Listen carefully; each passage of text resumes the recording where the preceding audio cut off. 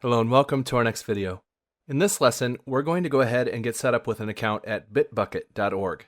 So as I mentioned in the GitHub video, if you've already watched that one, the two choices of places that are most popular at this point to store Git repositories in a remote location online are GitHub and BitBucket. So I'm including bitbucket.org as an optional path for you here. But just keep in mind that for the rest of the course, we'll be doing everything at GitHub. So most everything, if not everything that we can do at GitHub, we can do at BitBucket and vice versa. They're essentially the same types of things, just different providers. But I wanted to give you this option because BitBucket has a nice feature of a free repository without having to pay anything. So if you want to keep your code private for some reason, like you have some proprietary stuff you want to store, or you just don't want people to have access to your code ever, you could use BitBucket. And it has some nice tools and it's very easy to work with as well. Again, we're just going to set up an account here at BitBucket today, and then everything else we'll be doing, we'll create our first repo here so we can kind of get a feel for that as well. But then after that, everything else we'll be doing everything at GitHub going forward.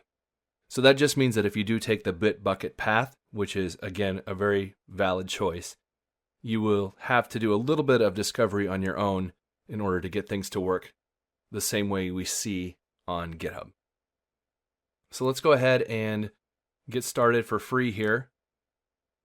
And we need to get set up with an account. And so once again, I'm just going to use my Major Guidance Solutions account.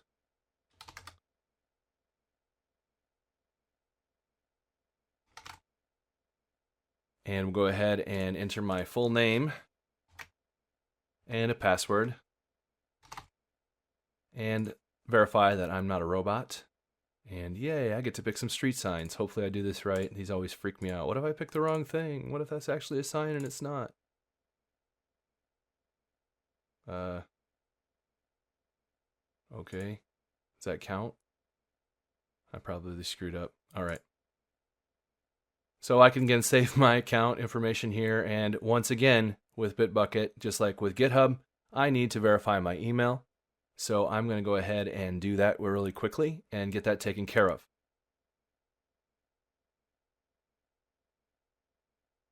All right, so now that I've verified my email at BitBucket, I need to enter my username.